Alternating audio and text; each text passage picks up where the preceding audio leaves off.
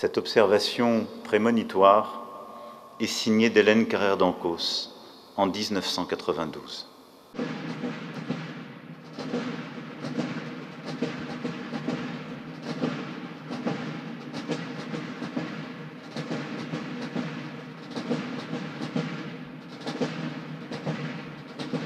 Elle offrit à notre pays sa vision de l'histoire, la limpidité de sa plume et de son esprit, sa relecture du monde, alors prisonnier d'un rideau de fer qu'elle souleva pour aller explorer le mystère slave.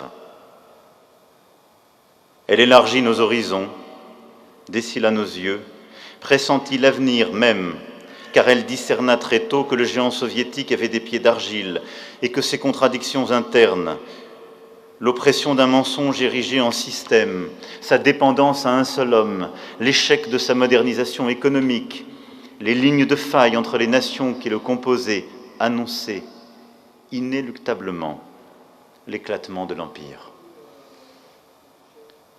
Elle remonta, plus loin encore, le fil des siècles, aux racines de ce qu'elle appelait le malheur russe, cette quête d'une nation qui n'a cessé de se chercher elle-même, de se trouver, de se perdre souvent, lorsqu'après avoir entrevu la liberté et la paix, elle s'en détournait dans un déferlement de violence.